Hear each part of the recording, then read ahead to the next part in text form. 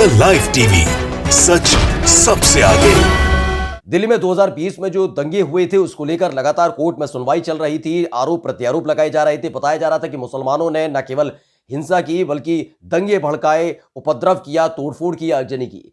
लेकिन इस पूरे मामले में यानी दिल्ली दंगों से जुड़े मामले में पहले व्यक्ति को दोषी करार दिया गया है। जी हां, दिनेश यादव नाम के व्यक्ति को दोषी करार दिया गया है। नहीं, जो आरोप लगातार लगाए जा रहे थे कि मुसलमानों ने हिंसा की, उन्होंने उपद्रव किया, तोड़फोड़ की, वो बात खारिज होती हुई नजर आती है। क्योंकि पहले व्यक्ति जिसे इस पूरे मामले में दोषी करार दिया गया वो कोई और नहीं, दिनेश यादव है। नमस्कार, मैं हूं प्राज्वल गौतम और आप देख रहे हैं द लाइव टीवी।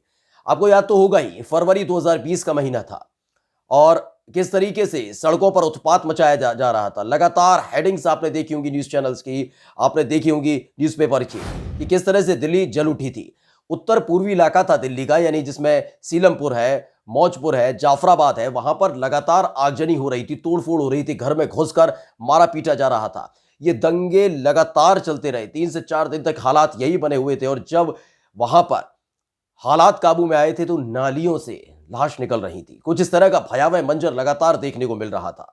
उसके बाद आरोप लगने लगे थे कि ये पूरी हिंसा को अंजाम मुस्लिम समाज ने दिया है, क्योंकि उस दौरान सीएए और एनआरसी के विरोध में ये प्रदर्शन चल रहे थे और विरोध प्रदर्शन का एक हिस्सा ये बताया जा रहा था। और उसके बाद ही दंगे भड़के थे। बताया गया कि मुसलमानों ने इस वारदात को अंजाम दिया, इस दंगे को अंजाम दिया, किस तरह से उन्होंने लूटपाट की है, किस तरह से हिंसा को अंजाम दिया, उपद्रव किया, मारपीट की, तमाम चीजें आरोप लगाए गए। इस पूरे मामले में 53 लोगों की जान चली गई थी और उसके बाद कई एफआईआर भी दर्ज हुई थी, तोड़फोड़ से लेकर जिन लोगों की जान गई उनके परिवार वालों की तरफ से।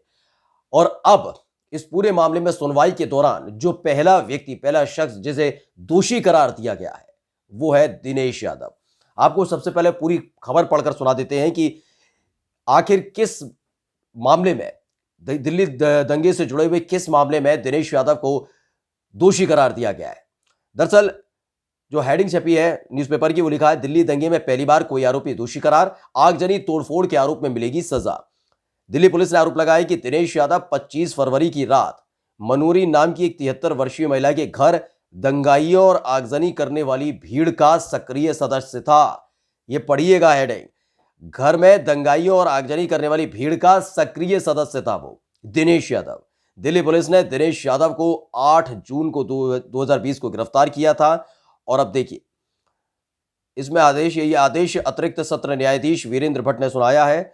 दोषी करार दिया गया है। दरअसल इसमें लिखा है कि एक मामले में आरोपियों को दोषी ठहराया गया है। दिल्ली के कड़गड़डूमा कोर्ट पिछले साल उत्तर पूर्वी दिल्ली में हिंसा के दौरान एक महिला के घर में आग लगाने वाले एक शख्स को गैरकानूनी भीड़ में शामिल होने के लिए सोमवार को दोषी ठहराया गया। यह दिल्ली दंगा केस में किसी को दोषी ठहराए जाने वाला पहला केस है। यह आदेश अतिरिक्त सत्र न्यायाधीश वीरेंद्र भट्ट ने सुनाया। कोर्ट ने दिनेश यादव को अवैध रूप से जमा होने, दंगा करने, आगजनी करने, डकैती और घर में घुसने के आरोप में दोषी करार दिया है और सजा पर ऐलान अब 22 दिसंबर को होगा। फिलहाल दोषी करार दे दिया गया है। यह समझने के लिए काफी है जो आरोप उस वक्त लगाए जा रहे थे, क्योंकि आपको याद होगा उस दौरान जो तत्कालीन अमेरिकी राष्ट्रपति है वो वहां पर हमारे देश आए थे, दिल्ली आए थे। एनआरसी और सीए के खिलाफ लगातार विरोध प्रदर्शन चल भी रहा था। तो जो विरोधी थे, जो विरोध प्रदर्शन जो कर रहे थे और लगातार अपनी आवाज बुलंद कर रहे थे सीए और एनआरसी के खिलाफ, उन्होंने कहा था कि हम अपना विरोध प्रकट करेंगे।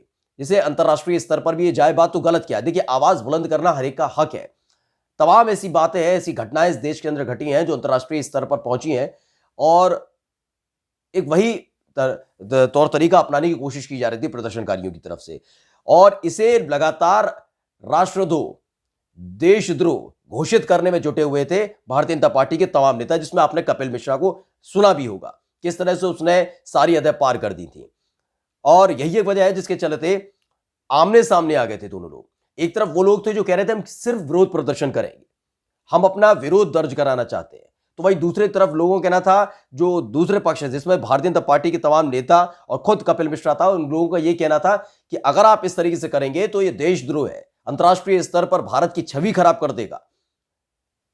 यानी कि अंदर कोई भी फैसले लिए जा रहे हैं, अंदर खाने कोई भी फैसले लिए जा रहे हैं, आप लगातार विरोध प्रदर्शन कर रहे हैं, आपकी बात सुनी नहीं जा रही है, तब भी आपको गिड़गिड़ाते रहना है, आवाज बुलंद करते रहना, उनके सामने बोलते रहना है, चाहे वो आपकी बात सुने ना सुने, सरकार आपकी बात सुने ना सुने, लेकिन सरकार की किरकिरी कहीं दूसरे विदेशी मेहमानों के सामने होनी नहीं चाहिए, ये इनका कहना था। फिलहाल दूसरा चंग ये है, इसमें निकल कर आता था कि किस तरीके से आपने सुना हुआ कि भारतीय जनता पार्टी के तमाम दिग्गज नेता उस दौरान जब ये सीए और एनआरसी के खिलाफ विरोध प्रदर्शन चल रहा था और डोनाल्ड ट्रंप आए हुए थे विरोध प्रदर्शन के दौरान, ये लोग वहां पर मौजूद थे और इन्होंने विरोध प्रदर्शन का जब बनाया प्लान, तो भारतीय जनता पार्टी के तमाम दिग्गज नेता और स्पेशली कपिल मिश्रा ने अनर्गल बातें और धमकी और चेतावनी दी थी, जिसके बाद जो दूसरे पक्ष की भीड़ थी वो भड़क गई थी। यानी कपिल मिश्रा के साथ के बयान के बाद तमाम लोगों ने वहां पर उत्पात मचाना शुरू किया था। पहले विवाद के तौर पर शुरू हुआ था, लगने लगा था कि माहौल पुलिस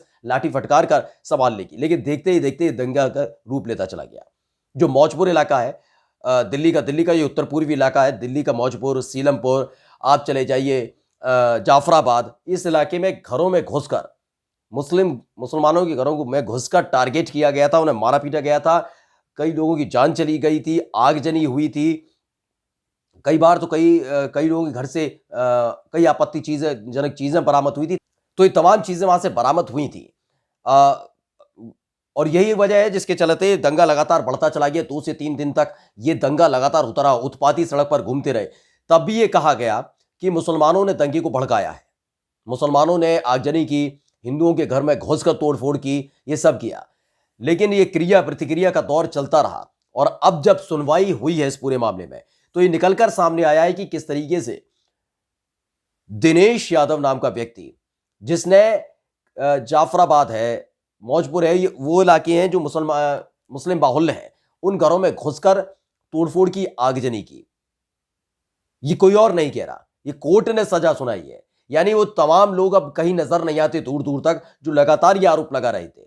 दिल्ली दंगे में भड़काऊ भाषण देने वाले लोगों पर अब तक कार्रवाई नहीं हुई, उनको जेल की सलाखों के पीछे होना चाहिए। आज भी आप देखिए, दिल्ली में जब ये दंगे भड़के उससे पहले जो भड़काऊ भाषण दे रहा था कपिल मिश्रा, आज भी गुरुग्राम जाकर इसी तरह की हरकतें कर, क्योंकि उससे उसको कहीं ना कहीं ताकत मिलती है। उसे पता है कि आज कुछ नहीं हुआ, कल भी कुछ नहीं होगा, क्योंकि उसके साथ सत्ता खड़ी हुई है।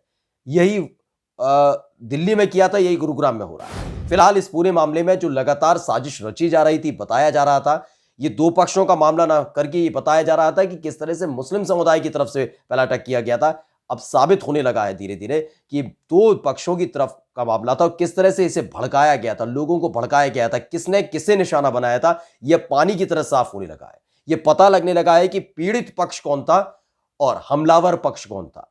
फिलहाल कोर्ट की तरफ से साफ हो गया, पहला दोषी करार दिया गया है दिल्ली दंगों में। यह है दिनेश यादव, जिसे 22 दिसंबर को सजा सुनाई जानी है। नमस्कार। द लाइव टीवी, सच सबसे आगे।